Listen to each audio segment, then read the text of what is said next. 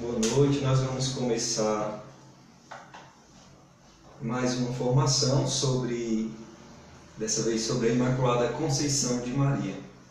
Então o Padre Bartolomeu, nas 3 últimas terças-feiras, já fez a reflexão sobre o Rosário, uma bela reflexão sobre o Santo Rosário e como é importante a gente ter essa devoção ao Santo Rosário. E hoje a gente vai partilhar um pouco sobre a Imaculada Conceição. Porque a gente canta, tem músicas Imaculada Maria de Deus, Imaculado Coração de Maria, mas a gente às vezes não entende o que está dizendo, ou não entende o que está rezando.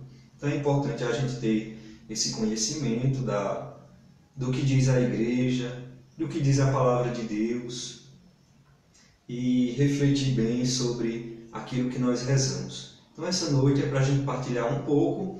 Se alguém tiver alguma dúvida, quiser mandar alguma mensagem nos comentários, a gente pode ir conversando tanto pelo Face quanto pelo Instagram da paróquia.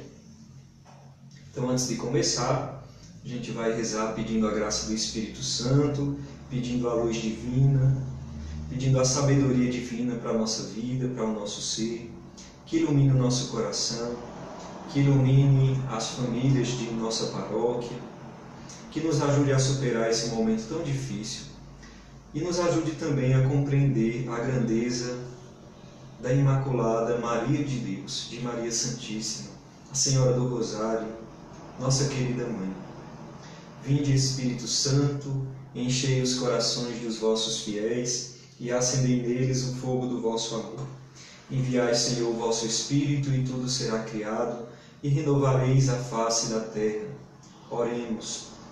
Ó Deus, que instruístes os corações dos vossos fiéis com a luz do Espírito Santo, fazei que apreciemos retamente todas as coisas, segundo o mesmo Espírito, e gozemos sempre de sua consolação, por Cristo nosso Senhor. Amém. Pedindo a intercessão de Maria Santíssima para nos ajudar nesse momento, nos ajudar a compreender a graça de Deus sobre ela. Ave Maria, cheia de graça, o Senhor é convosco. Bendita sois vós entre as mulheres, e bendito é o fruto do vosso ventre, Jesus. Santa Maria, Mãe de Deus, rogai por nós, pecadores, agora e na hora de nossa morte. Amém. Nossa Senhora do Rosário, rogai por nós. Estamos aqui reunidos em nome do Pai, e do Filho, e do Espírito Santo. Amém. Então eu quero saudar Dona Carminha, que já está aqui com a gente. Boa noite. A Prígio, que está participando com a gente também. Maria de Fátima, Deus abençoe. Também Vilma está assistindo conosco, Vânia. E vamos... se vocês tiverem alguma dúvida, vamos partilhando, vamos colocando nossas considerações também nos comentários, para que a gente possa participar assim mais efetivamente desse momento. Então, para a gente refletir sobre a Imaculada Conceição, eu trouxe a Palavra de Deus, que acredito que todos têm na sua casa e podem também utilizar, podem pesquisar em alguns versículos que eu posso passar, e também o catecismo da nossa igreja. É importante também que tenhamos o catecismo nas nossas casas para que a gente possa refletir juntos assim esse tema da Imaculada Conceição. Então, basicamente, vamos usar a Palavra de Deus e o catecismo. O catecismo, para essa primeira parte, a gente pode ler entre os números 396 a 405 do Catecismo da Igreja Católica. 396 a 405. Depois, quem desejar pode aprofundar, pode pesquisar, mas a gente também vai citar um pouquinho disso nessa reflexão de hoje. E também não poderia faltar a Palavra de Deus, as Sagradas Escrituras. Então, Gênesis capítulo 2, Gênesis capítulo 3, para a gente entender primeiro o conceito de pecado original. Porque o que nós vamos estudar? Maria concebida sem pecado original, a Imaculada Conceição de Maria. A gente precisa primeiro, e nós vamos fazer isso dividindo basicamente em duas partes, o que é o pecado original. A gente fala, né? A gente fala que o batismo apaga a mancha do pecado original. Mas o que é o pecado original? Por que pecado original? Qualquer pecado que nós fazemos é considerado pecado original? O pecado original é um pecado pessoal de alguém? Então a gente precisa entender isso e como a gente herda esse pecado original, porque justamente Maria foi livre dessa mancha do pecado. Ora, se nós herdamos esse pecado, a gente pode se perguntar, mas não seria uma injustiça?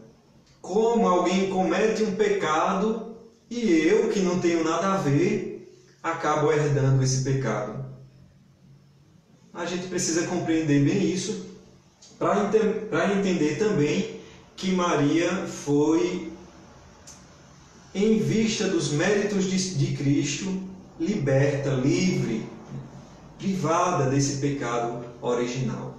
Então, a gente vai começar refletindo um pouquinho sobre isso e lendo a passagem do livro de Gênesis, capítulo 3, que fala justamente sobre o pecado. Então, o que nos diz a Sagrada Escritura? A serpente era o mais astuto de todos os animais dos campos que Yahvé Deus tinha feito. Ela disse à mulher: então Deus disse, vós não podeis comer de todas as árvores do jardim? A mulher respondeu à serpente: nós podemos comer do fruto das árvores do jardim, mas do fruto da árvore que está no meio do jardim, Deus disse, dele não comereis, nele não tocareis, sob pena de morte. A serpente disse então à mulher: não morrereis, mas Deus sabe que no dia em que dele comerdes, vossos olhos se abrirão, e vós sereis como deuses, versados no bem e no mal. A mulher viu que a árvore era boa ao apetite e formosa à vista, e que essa árvore era desejável para adquirir discernimento. Tomou-lhe do fruto e comeu. Deu também a seu marido, que com ela estava, e ele comeu. Então abriram-se os olhos dos dois e perceberam que estavam nus. Entrelaçaram folhas de figueira e se cingiram. Eles ouviram o passo de Yahvé Deus, que passeava no jardim à brisa do dia, e o homem e sua mulher se esconderam da presença de Yahvé Deus entre as árvores do jardim. Deus chamou o homem: onde estás? Disse ele: ouvi teu passo no jardim. Respondeu o homem: tive medo, porque estou nu e me escondi. Ele retomou: e quem te fez saber que estavas nu? Comestes então da árvore que te proibi de comer? O homem respondeu: a mulher que puseste junto de mim me deu da árvore e eu comi. E Yahvé Deus disse à mulher: que fizestes? E a mulher respondeu: a serpente me seduziu e eu comi. Então Yahvé Deus disse à serpente: por que fizeste isso? És maldita entre todos os animais domésticos e todas as feras selvagens. Caminharás sobre teu ventre e comerás poeira todos os dias de tua vida. Porei hostilidade entre ti e a mulher, entre tua linhagem e a linhagem dela. Ela te esmagará a cabeça e tu lhe ferirás o calcanhar. A mulher, ele disse: multiplicarei as dores de tuas gravidezes. Na dor darás à luz filhos. Teu desejo te impelirá ao teu marido e ele te dominará. Ao homem ele disse: porque escutastes a voz de tua mulher e comeste da árvore que te proibia comer, Maldito é o solo por causa de ti. Com sofrimentos dele te nutrirás todos os dias de tua vida. Ele produzirá para ti espinhos e cardos, e comerás a erva dos campos, com o suor de teu rosto. Comerás teu pão, até que retornes ao solo, pois dele foste tirado, pois tu és pó, e ao pó te tornarás. Então, tem mais um trechinho, mais alguns versículos, mas a gente vai parar por aqui, para entender o que significa esse pecado original. Em que consiste? O homem e a mulher foram criados na graça de Deus. Foram criados num perfeito estado, digamos assim. Estavam no paraíso, estavam com Deus, estavam junto de Deus, podiam ver Deus face a face, podiam escutá-lo. E Deus fez apenas uma proibição, como nós acabamos de ler no livro do Gênesis: não comer daquela árvore que estava no meio do jardim. Mas eles, por causa da serpente, que era astuto, e o diabo, a palavra diabo quer dizer justamente divisor, que é astuto e é o enganador, por isso que a gente diz, é o pai da mentira. Ele iludiu aqueles dois, dizendo: não, na verdade Deus quer que vocês sejam apenas dominados, que vocês não enxerguem como Ele, não vejam como Ele. Ou seja, comam daquele fruto da árvore que está no meio do jardim e vocês vão ser como deuses. Era isso que a serpente dizia para Adão e Eva: vocês serão como deuses, conhecedores do bem e do mal. Vejam, se até hoje não é assim. O inimigo ilude a gente com a ideia de uma falsa liberdade. Façam tudo o que vocês quiserem, do jeito que vocês quiserem. A vida é de vocês. Esse é o enganador. E isso ele fez com Adão e Eva. Então, sabemos que ele fez com que Adão e Eva desobedecessem o seu Criador. A árvore do conhecimento do bem e do mal evoca, nos diz o catecismo, simbolicamente o limite intransponível que o homem, como criatura, deve livremente reconhecer e respeitar com confiança. O homem não é ilimitado. O único que é onipotente, onisciente, que sabe tudo, que tem todo o poder, é Deus. O homem não é Deus. E esse foi o maior engano de Adão e Eva, a desobediência. O homem, cedendo a tal tentação, deixou morrer em seu coração a confiança que ele tinha em Deus, em seu Criador. Abusou da sua liberdade, desobedeceu ao mandamento de Deus. Foi nisso que consistiu o primeiro pecado do homem. Depois disso, todo pecado que nós fazemos agora não é outra coisa senão uma desobediência a Deus. Veja, é por isso que tantos santos, quando a gente vai ler as biografias dos santos, Padre Pio, Santa Teresa d'Ávila, Santa Teresinha, qualquer outro santo que nós procurarmos a sua biografia, nós vamos ver que o princípio deles é o da obediência. Obediência ao seu diretor espiritual, obediência ao seu superior, porque foi justamente a desobediência que levou o homem a pecar, a se afastar de Deus. Então, o princípio da obediência é o princípio da santidade, que nos torna realmente, verdadeiramente livres. Então, o homem desobedeceu. Desse modo, pelo pecado, o que aconteceu? A humanidade ficou manchada, marcada agora por essa desobediência, maculada, cheia de pecado. Tanto é que o homem recebeu de Deus alguns, digamos assim, algumas correções. Agora a serpente vai ter uma inimizade entre a mulher e a serpente. O homem precisará trabalhar muito para conseguir o fruto da terra. Ou seja, esse homem que estava em perfeita harmonia com o planeta, com a criação, com o paraíso, estava junto de Deus, agora se afasta, fica maculado. Aquela natureza que foi criada por Deus, digamos que perfeita, aquela natureza criada na graça, por vontade livre do homem, não foi Deus quem obrigou o homem a sair do paraíso, mas por vontade do homem, que abusou da sua liberdade, essa natureza agora ficou manchada pelo pecado. E agora a gente vai entender daí o pecado original. Vejam, em Adão e Eva, esse pecado foi um pecado pessoal. Ou seja, se eu criar uma calúnia sobre alguém, sobre a vida de alguém, inventar uma conversa que difame a outra pessoa, o pecado é meu, é um pecado pessoal. É um pecado pessoal. Então, a outra pessoa da minha família não tem culpa do meu pecado, né? Nessa perspectiva de pecado pessoal.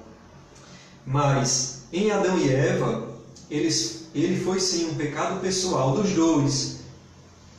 Pecado deles. Mas vejam, nós nascemos por descendência, por geração, justamente de quem? De Adão e Eva, que são considerados os primeiros habitantes da terra, o primeiro homem, a primeira mulher. Então, se essa geração se desse na obediência dos dois, em estado de graça, nós não herdaríamos nenhum pecado, nenhuma mácula, nenhuma mancha. Mas o que aconteceu? Como os dois pecaram, ficaram maculados, manchados pelo pecado, como eles poderiam gerar alguém que não recebesse a mesma mácula? Deus não perdoou eles, mas como pode isso? É claro que Deus perdoa, Deus é misericórdia, mas a natureza ficou degradada. É como quando a gente tem uma doença crônica. Os médicos eles sempre perguntam: na sua família tem algum histórico de diabetes? Tem algum histórico de câncer? Tem algum histórico de hipertensão? Se você diz tem, então eles já observam que você tem mais possibilidades de também desenvolver algum tipo dessa doença, porque a gente herda. Geneticamente isso é passado por nós, para os filhos. Então, a mesma coisa é o pecado original, podemos dizer. Se Adão e Eva degradaram a sua natureza, eles não podem gerar senão alguém também degradado, senão alguém também manchado com esse pecado. E assim, é isso que nós chamamos, é isso que a igreja chama de pecado original. Vejam, aí está o pecado original. Então a gente se pergunta, mas uma criança que nunca cometeu um pecado na sua vida, por que ela tem que se batizar para apagar os pecados? Porque o pecado da criança não é o pecado pessoal, ou seja, ela não tem consciência ainda de pecado, ela não matou ninguém, ela não roubou, ela não difamou ninguém, nem sabe falar ainda. Mas o pecado original ela herdou, porque ela nasceu de alguém já maculado pelo pecado, já manchado. E agora, como fazer para herdar, digamos assim, uma nova natureza? Como fazer? Aí a gente se lembra daquela passagem que Jesus diz a Nicodemos: em verdade, eu te digo, quem não renascer da água e do Espírito Santo não pode ver o reino de Deus. Ou seja, nós precisamos agora nascer de alguém perfeito. Aí Deus, na sua infinita misericórdia, enviou o seu Filho Jesus Cristo, que é perfeito, que não tem pecado, nem o pecado original. E aí agora a gente já vai entrando no que nós vamos refletir da Imaculada Conceição. Deus, Jesus Cristo, é sim o homem perfeito. Quem nasce dele agora, nasce com uma natureza nova, perfeita. Nasce sem o pecado original. Quem nasce do primeiro Adão, nasce no pecado. Quem nasce de Cristo, por isso que Cristo é chamado o novo Adão, nasce sem a mancha do pecado original. E como a gente faz para nascer de Cristo? A gente é batizado. Quem entra pelas águas do batismo sai uma nova criatura. Banhados em Cristo, nós cantamos na Vigília Pascal, somos uma nova criatura. As coisas antigas já se passaram e nós somos nascidos de novo. Essa é a nossa fé. Por isso que nas igrejas antigas, por um certo tempo, a pia batismal, vocês podem prestar atenção, isso tem voltado a acontecer.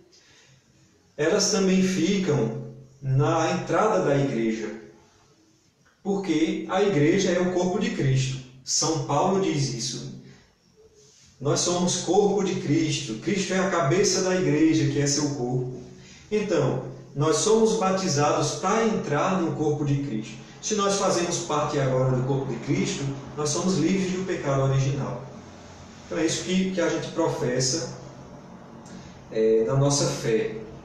É isso que diz. Jesus Cristo, sendo o novo homem, o homem perfeito, sem a mancha do pecado, o único homem em tal condição, somente por meio dele é possível existir uma nova geração de seres humanos divinizados, restaurados ao estado da graça. E a condição para nascer de Cristo é ser batizado. Pois se alguém não nasce da água e do Espírito, não pode entrar no reino de Deus. Está em João, capítulo 3, versículo 5. Então, nós somos livres do pecado, mas resta em nós uma inclinação para o pecado, que é chamada de concupiscência. Guardem esse nome, concupiscência, ou seja, a inclinação para o mal. A gente é livre do pecado original quando é batizado, mas aquela inclinação daquela natureza degradada pelo primeiro homem permanece. Aquela tendência a pecar, aquele desejo do pecado, digamos assim. E a gente precisa ordenar esse desejo. Por isso que a vida do cristão é uma constante luta contra o pecado. A gente precisa estar sempre vigilante, né? Cuidar e vigiar. E a gente vê isso muito nos evangelhos, porque a gente tem uma tendência a pecar. Por isso que precisamos estar sempre buscando, sempre em oração, para a gente evitar cair novamente na desobediência dos nossos primeiros pais. Então, é só para a gente ver aqui que está participando com a gente, Rosemary, Tadeu, que está assistindo conosco, Marcos, Zuleide, Lenilda, Guilherme, Shirlene, Ari também, né? Claudenice, Niedja, Bernadette. Então a gente, refletindo o capítulo 3 do livro do Gênesis, que fala sobre o pecado de Adão e Eva, que comeram daquele fruto proibido, o pecado da desobediência, de querer ser como deuses, de querer ser maior do que Deus, ou como um Deus, gerou uma mácula na natureza. Só fazendo uma recapitulação para quem entrou agora há pouco. E refletindo também o catecismo da Igreja Católica, sobretudo dos números 396 a 405. A gente refletiu um pouco sobre esse pecado original. Por isso, retomando, todos os cristãos devem, a fim de permanecer na graça batismal, combater o bom combate, como dizia São Paulo, guardar a fé, como nos diz o apóstolo e nos atesta também a vida de tantos santos. Os que assim fazem demonstram o desejo sincero de não consentirem com o mesmo erro de nossos pais, que perderam a graça e por isso saíram do paraíso. Desse modo, podemos compreender que também os recém-nascidos, que não têm qualquer pecado pessoal devido à sua idade, têm contudo o pecado original. E dessa doença, dessa ira divina, dos quais são filhos por natureza, só os liberta o Cordeiro de Deus, que tira o pecado do mundo. Então, quando a gente fala, eis o Cordeiro de Deus, que tira o pecado do mundo, é Jesus que apaga os nossos pecados. Também as crianças que ainda não puderam cometer esse pecado, por isso precisam ser batizadas, para serem regeneradas no Cristo. Todo ramo que permanece em mim produz fruto. Eu sou a videira e vós os ramos. Por isso com o batismo é enxertado, a gente diz. Enxertado no Cristo, fazemos parte dele. Somos alimentados pela seiva dessa videira que é o Cristo. A diferença essencial, nos diz o Papa Clemente XI, dizia assim: a diferença essencial entre a graça de Adão e do estado de inocência, por um lado, e a graça cristã, por outro, consiste que cada um recebe a primeira na própria pessoa. Cada um recebe a primeira de Adão em si próprio, enquanto que a segunda, a graça de Cristo, não é recebida senão pela pessoa do ressuscitado, do qual nós estamos unidos. Então, somente por Cristo é que a gente pode se livrar desse pecado original, dessa mácula original. E então, aí aqui a gente chega em Maria Santíssima.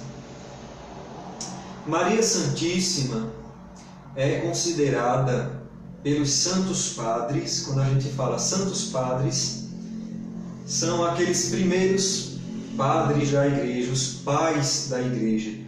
É considerada por eles e é lida também, tanto no catecismo quanto no magistério da igreja, como a nova Eva. Assim como Cristo é considerado o novo Adão, por meio do qual a gente entra novamente no paraíso, por meio do qual a gente é gerado na santidade, na graça de Deus. A nova Eva é Maria. Ela, por meio dela, nós recebemos também agora a vida. E se a gente for fazer uma comparação entre Eva e Maria, Eva foi a desobediente, comeu do fruto proibido. Maria obedeceu em tudo a nosso Senhor, a Deus. Tanto é que quando recebe a anunciação do anjo, ela diz o quê? Eis aqui a serva do Senhor, faça-se em mim conforme a tua palavra. Ela foi obediente. A obediência de Maria trouxe o Verbo de Deus no seu ventre. A obediência de Maria foi o sim necessário para gerar também, pela graça do Espírito Santo, o Verbo de Deus dentro dela, se fazendo carne, Jesus Cristo. Por isso que ela é considerada a nova Eva. Então, a gente lê no Antigo Testamento diversas passagens a respeito das santas mulheres de Israel, que prefiguram a missão de Maria. Aqui eu vou perpassar algumas figuras do Antigo Testamento brevemente, para a gente chegar no Novo Testamento, chegar em Maria Santíssima. Então, à luz do Novo Testamento, a tradição da Igreja via na promessa aos primeiros pais caídos no pecado a figura da mulher, mãe do Redentor. Ou seja, quando fala lá no livro do Gênesis, que a gente leu no início, capítulo 3, que a mulher esmagaria a cabeça da serpente, então a Igreja tomou essa palavra em Gênesis 3,15 que essa mulher é a igreja, mas é também a figura de Maria Santíssima que prefigura essa imagem da igreja, que esmaga a serpente, que esmaga o mal, ela vence a serpente. Então essa figura é uma imagem já de Maria Santíssima. E quando chama Eva, mãe de todos os viventes, Gênesis 3:20, também os santos padres já tomaram essa passagem como sendo uma prefiguração de Maria Santíssima. Mas também a gente tem outras mulheres, já que hoje em dia se fala tanto de protagonismo feminino, de feminismo e tantas outras coisas, por que não a gente usar o exemplo das mulheres das Sagradas Escrituras? Por que não, para defender isso, usar as santas da nossa igreja? Então a gente vê, por exemplo, a figura de Sara, esposa de Abraão, que concebeu um filho na velhice. É o relato de Gênesis 18, de 9 a 16. Sara, ou melhor, Abraão recebe a visita do anjo, que depois de ser acolhido por Abraão, Abraão não sabia que ele era um anjo, então foi acolhido como um peregrino. No final dessa visita, ele anuncia que Sara, esposa de Abraão, irá conceber um filho e promete a Abraão uma descendência tão numerosa quanto as estrelas do céu e as areias da praia. Mas Sara já era de idade avançada e ainda não tinha filhos. A princípio não acredita, mas se realiza essa promessa de Deus. Então, Sara também já é uma figura, é uma prefiguração da imagem do que iria acontecer com Maria. Outra figura importante do Antigo Testamento, Ana, mãe de Samuel. Ana, mãe de Samuel, era humilhada porque não conseguia conceber um filho. Então ela era comumente humilhada. E por graça de Deus concebe Samuel, profeta. Também por graça de Deus. Débora é outra figura do Antigo Testamento. Era uma profetisa e uma juíza em Israel. Foi à luta contra o exército do rei de Canaã e venceu essa luta. Vejam, por graça de Deus, uma mulher, naquele tempo, que nós sabemos que muitas vezes era desvalorizada, por graça de Deus vai à luta contra um exército e pela sabedoria divina que é dada a ela, ela consegue reverter aquela batalha e o povo de Israel vence. Outro personagem está no livro de Judite, dos capítulos 13 ao 14. Judite era viúva, matou o general assírio e salvou a Israel da desgraça. Judite era muito bela e teve a coragem de ir ao acampamento do exército assírio, convencer aquele rei de estar junto dela, e pela sabedoria divina ela vence aquela batalha, matando o rei daquele exército assírio. Então todas essas mulheres são já uma prefiguração da imagem de Maria Santíssima, que também vence o mal. Outra figura para a gente encerrar esse Antigo Testamento.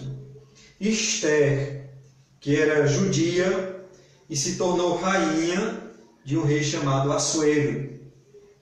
E por seu intermédio salvou o povo judeu da aniquilação. É uma história muito bela.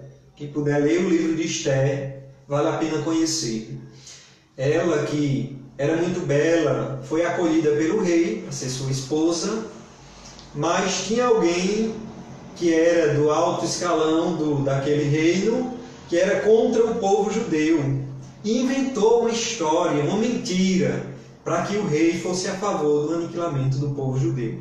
Então justamente Esther, a rainha Esther, intercedeu por esse povo, através também da graça que Deus lhe deu, e venceu o mal, superou e venceu junto com o povo de Israel. E tantas outras mulheres que a gente for procurar na Bíblia.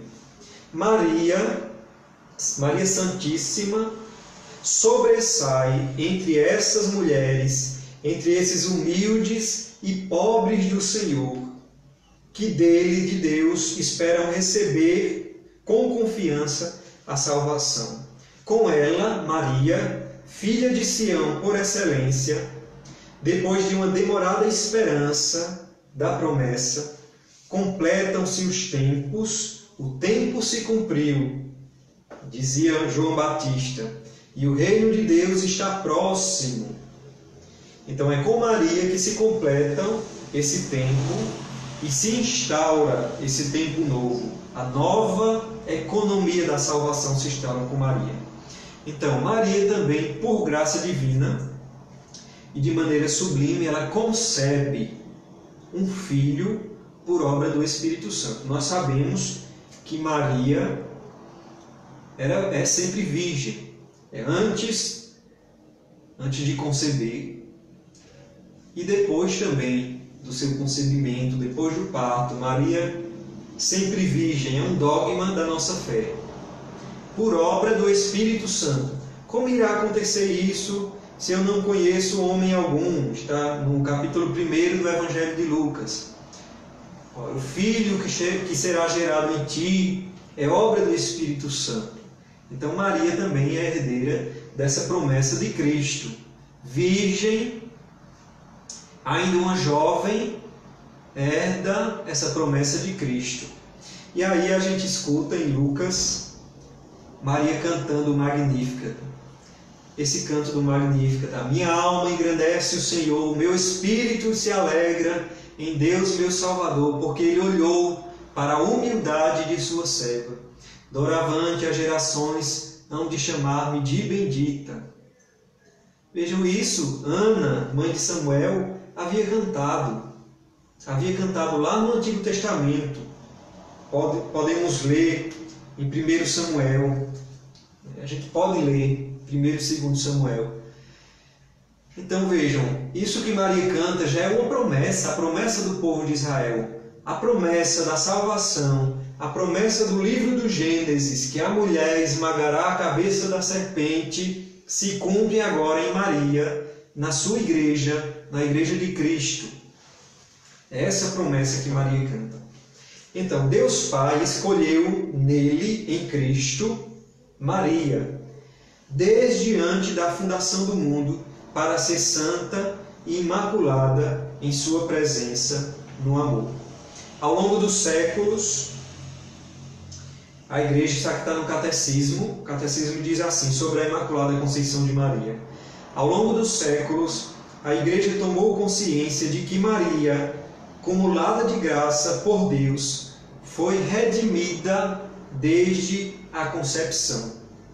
Assim ela, aqui é a definição do dogma da Imaculada Conceição, nos diz assim: assim ela, Maria, sempre absolutamente livre de toda mancha do pecado, toda bela e perfeita, possui uma tal plenitude de inocência e de santidade que de modo nenhum se pode conceber maior depois de Deus.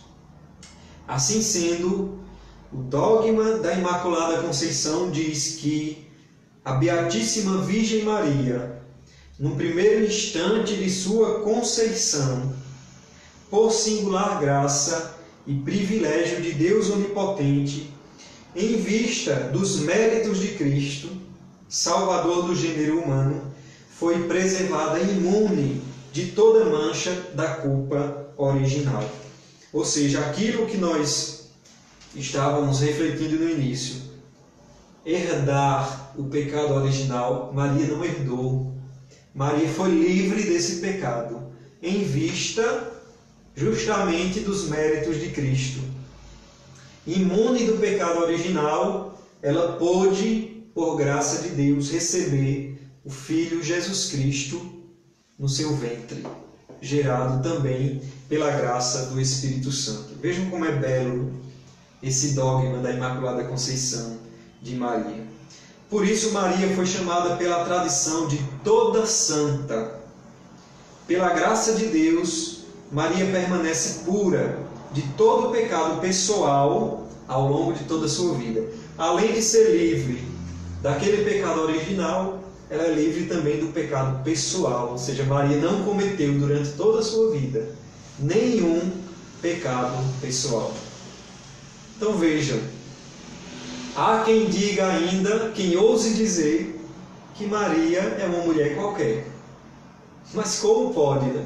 Se Deus a fez cheia de graça, a livrou da mancha do pecado, né? Agraciou, mas vejam, Deus a livrou do pecado original, mas é claro que se Maria quisesse, ela poderia ter pecado, não é? Claro.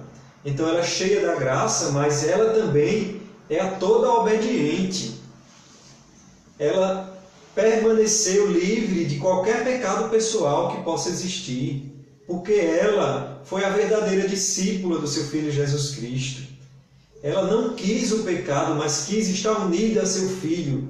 Então ela deve ser louvada por todo sempre.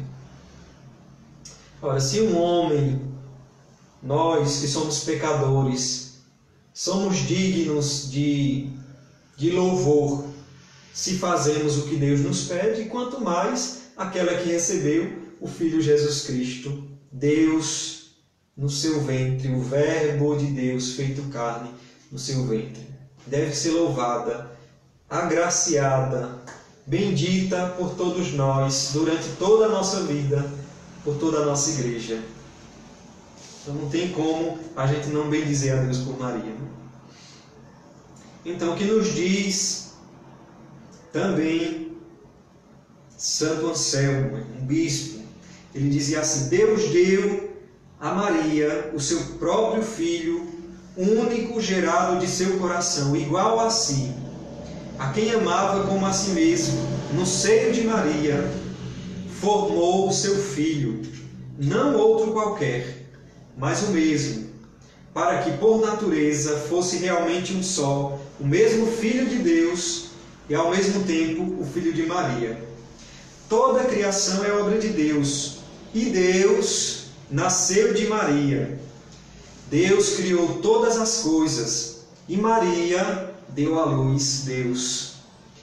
Deus que tudo fez, formou-se a si próprio no seio de Maria, e deste modo refez tudo o que tinha feito.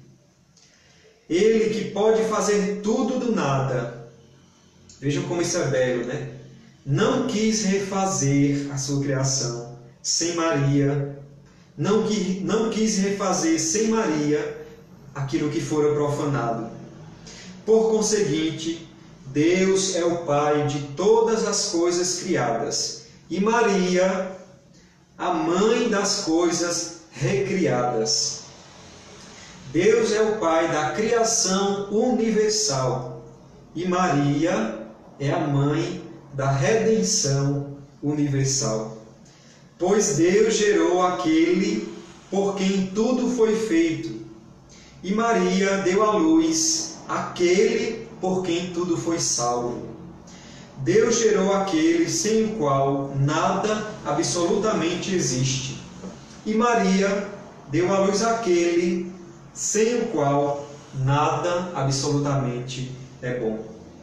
Vejam que beleza que Santo Anselmo diz para a gente. Maria é a mãe do novo homem, nascido de Cristo, porque ela é a mãe de Jesus, ela é a mãe de Deus. Vejam que graça, que beleza. Por fim, encerrar com as palavras do Catecismo, que nos diz assim: Jesus, o novo Adão, inaugura por sua concepção virginal no seio de Maria o novo nascimento dos filhos de adoção no Espírito Santo, pela fé. Como se fará isso? Pergunta Maria. A participação na vida divina não vem do sangue nem de uma vontade da carne.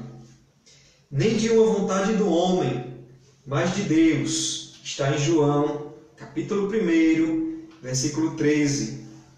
O acolhimento desta vida é virginal, pois esta é totalmente dada pelo Espírito ao homem. Veja, assim a gente entende como a gente nasce agora para a vida nova.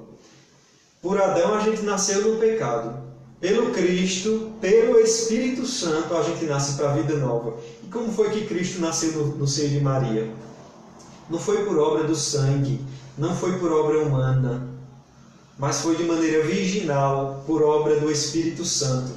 Isso é a nova criação que Ele nos dá, nascer do Espírito, como Ele mesmo veio para nos salvar no Espírito Santo em seu Filho Jesus Cristo.